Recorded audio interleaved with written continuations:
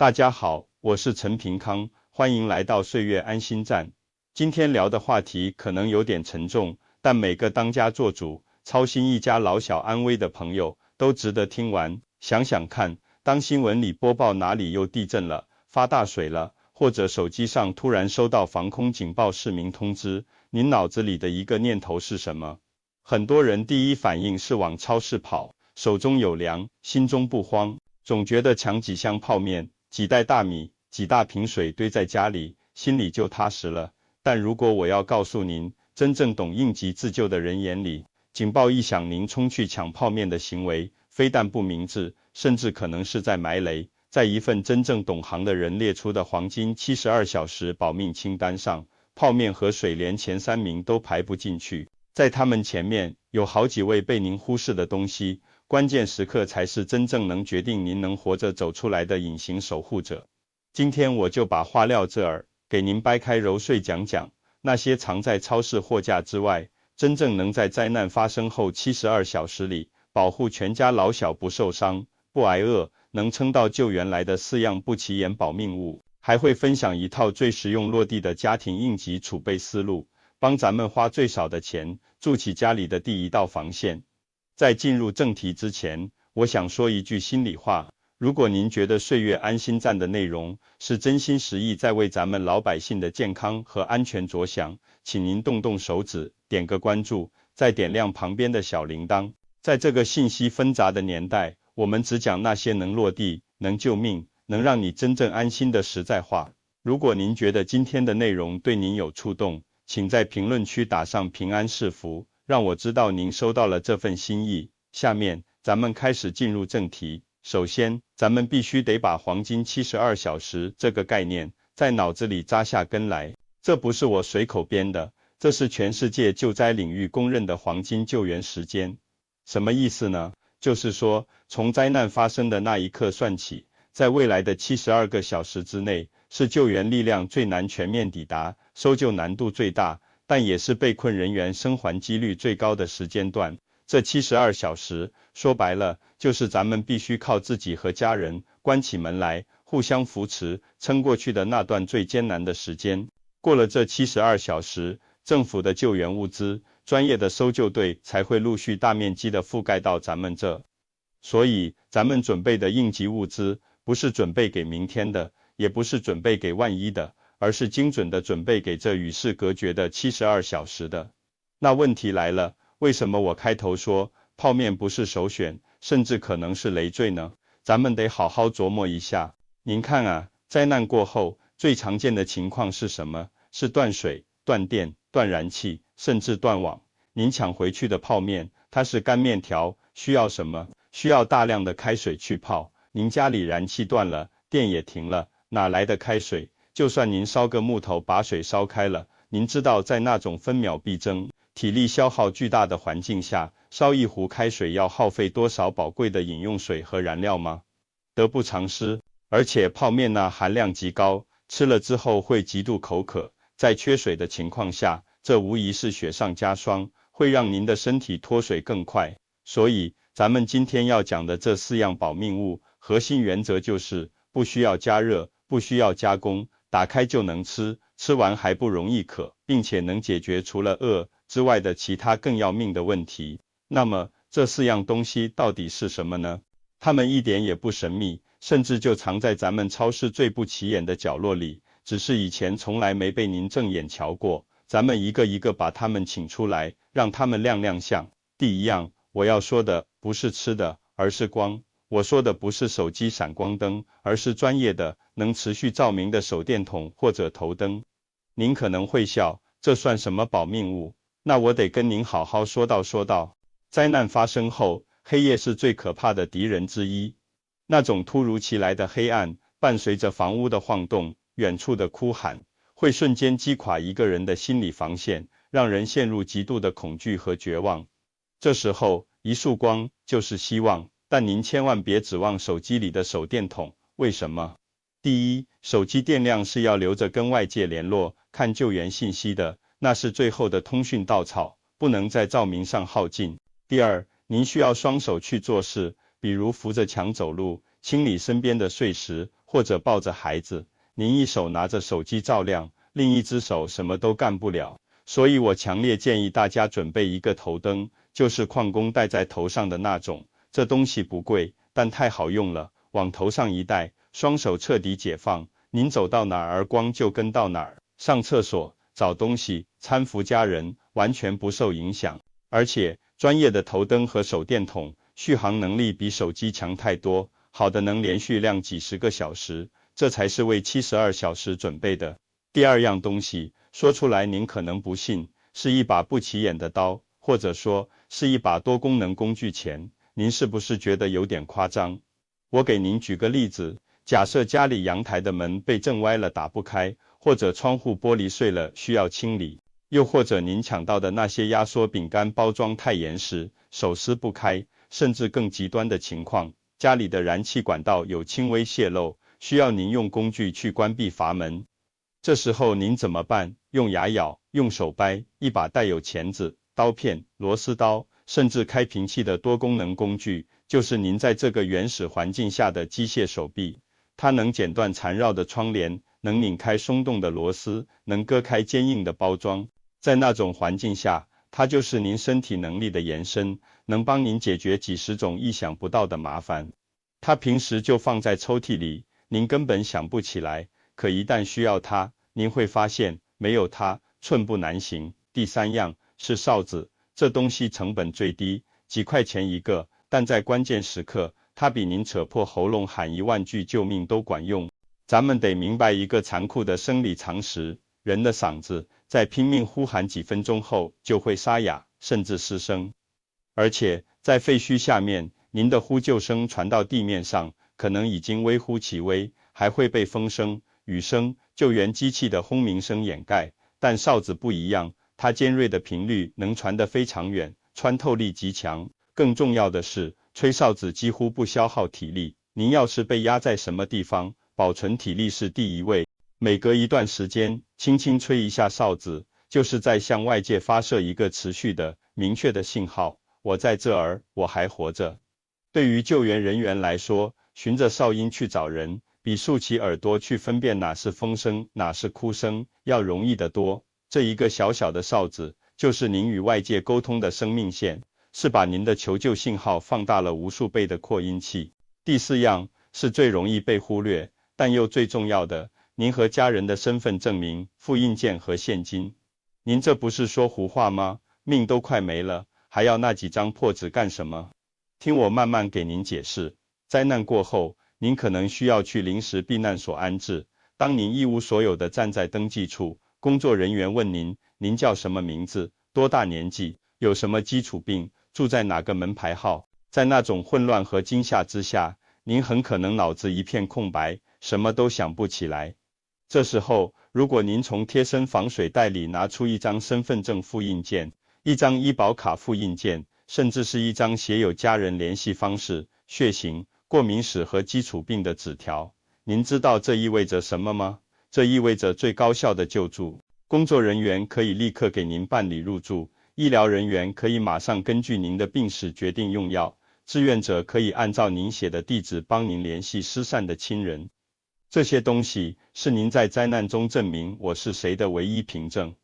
还有现金，您可能会说，现在谁还用现金，都手机支付了。可您别忘了，灾难过后，一样可能瘫痪的就是网络和电力，没网没电，手机就是块板砖。当超市、小卖部还有物资，但店主只收现金的时候，您兜里的几百块钱零钱，就是能买到最后一瓶水和一包饼干的硬通货。所以，在您的应急包里，永远要放上几百块的零钱，别太大钞，要10块20块的，方便找零。听到这儿，您可能会觉得我讲的这些东西听起来是有点道理，但真要有大地震、大灾难，这些东西能顶什么用？那些泡面、大桶水我都没抢，就靠这几样小玩意儿，我就能活下来。这个问题问得特别好，这也是咱们今天要讲的核心观念。灾难自救不是比谁抢的东西多，而是比谁准备的东西对。咱们再来理清一下这4样东西的逻辑链条。咱们想象一个画面，警报响了，或者地震了，房子晃了，您和家人躲在安全的地方，度过了最可怕的几十秒。等晃动停了，您需要面对的是接下来的几十个小时。天黑了，到处一片漆黑，恐惧感像潮水一样涌来。这时候，您从容地从应急包里拿出头灯戴上，轻轻一按开关，整个世界都亮了。孩子不哭了，老人心安了，您能清楚地看到家里的情况，能安全地走动，这是不是比在黑暗里抱着手机发抖要强10000倍？您想去检查一下燃气和水管，发现阀门需要工具才能拧动，或者您想从变形的柜子里拿出备用的毛毯，门卡住了。这时候，您拿出那把多功能工具钳，3下5除2解决问题。您甚至可以用刀片把一条旧床单撕成绷带，给家人处理小的擦伤。这玩意儿是不是比您那一箱沉甸甸的泡面有用多了？处理完家里的事，您需要下楼或者去空旷地带避险。您和家人在疏散的人群中走散了。这时候，您让每个人都吹响随身携带的哨子。在嘈杂的人群中，一声尖锐的哨音，可能就是家人找到彼此的唯一信号。万一您不小心摔伤被困在某个角落，您不需要费力呼喊，吹哨子就是在向所有经过的人呼救。这哨子是不是比您那几瓶水更能保命？最后，您和家人成功到达了避难所，人山人海，工作人员忙得不可开交，别人都在那儿挤破头地报名字、报身份证号，急得满头大汗。您呢？从防水袋里拿出准备好的证件、复印件和现金，稳稳当当地递给工作人员，说：“同志，这是我的信息，这是我的登记材料，工作人员能不优先给您办理吗？”这效率和从容，是不是比那些两手空空、啥也说不清的人要强100倍？您看，这4样东西，他们解决的不仅仅是饿这一个问题，他们解决的是黑暗、无助、沟通、身份这4个在灾难中最核心的生存难题。他们共同构建了您在72小时内维持秩序、保持安全、获得救助的完整体系。泡面和成箱的水是生活资料，而这4样东西是生存工具。工具的意义在于，它们能帮您创造更多活下去的可能性。说到这儿，您肯定又会问最关心的问题：你说的这些我都听懂了，也知道很重要，但这东西我去哪儿买？买了放哪儿？万一我准备了一大包，真到跑的时候，又沉又乱，根本拿不走，那不是白瞎了吗？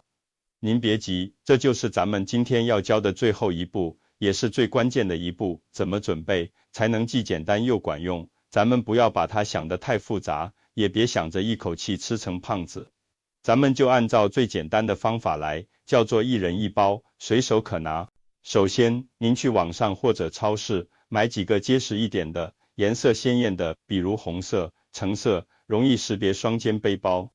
记住，是双肩包，千万别买单肩包或者手提袋，因为灾难发生时，您需要双手保持平衡和做别的事。双肩包最省力，不碍事。家里有几口人，就准备几个包，然后咱们每个人准备自己的包，把刚才那4样东西放进去。照明区，一个头灯或者手电筒，再配上几节备用电池。工具区，一把多功能工具钳，这东西几十块到几百块都有，咱们普通人用，买个几十块的正规品牌完全够用。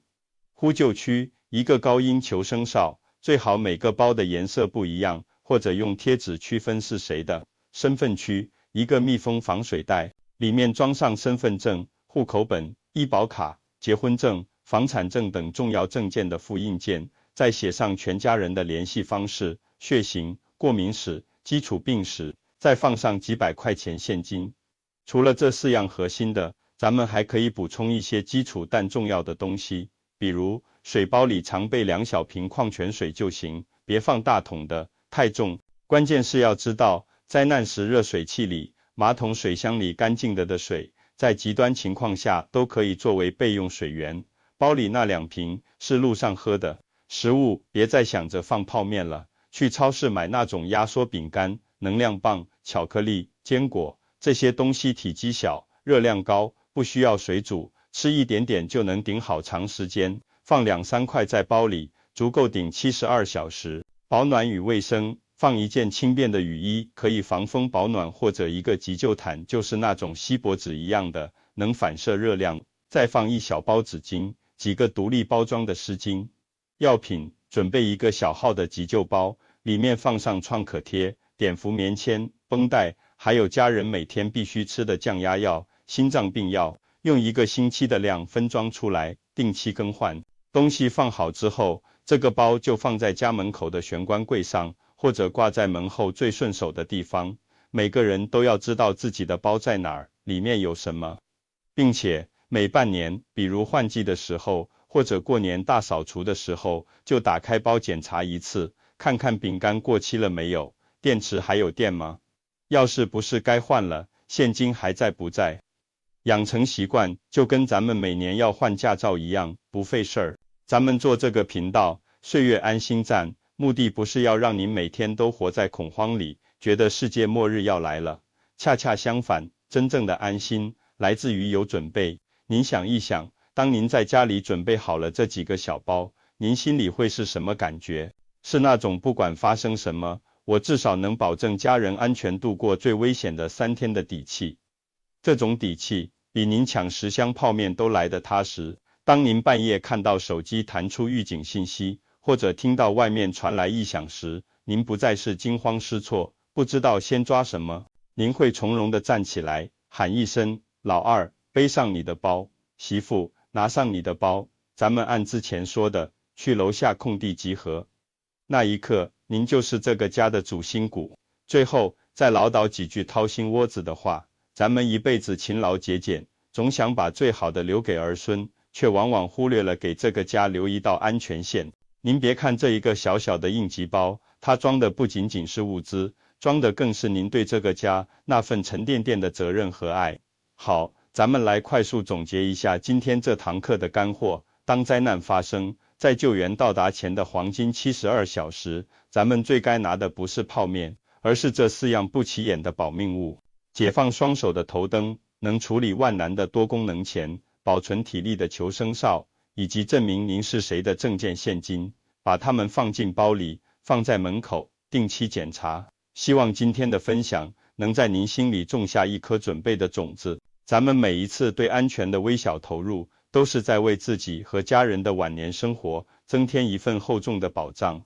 当风雨真正来临时，我们才能从容不迫，坦然应对，守护好那个我们称之为家的地方。今天的分享就到这了。如果您觉得陈平康讲的在理，哪怕只是让您动了一个去准备应急包的念头，也请您不要吝啬您的点赞。更希望您能动动手指，把这篇文章转发到您的家族群、老友群里。您身边一定还有很多老朋友、老邻居，他们可能到现在还觉得灾难离自己很远，或者还在傻傻的以为只要抢几箱泡面就万事大吉了。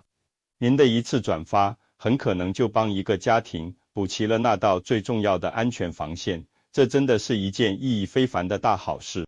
让我们都成为那个在关键时刻能保护家人的依靠。如果您想继续获得更多像这样接地气、能落地、关乎咱们老百姓生命安全和生活智慧的实在建议，请您一定关注岁月安心站。我是陈平康，希望在这个频道里陪着各位哥哥姐姐、叔叔阿姨，把往后的日子过得越来越踏实，越来越安心。咱们下个视频见。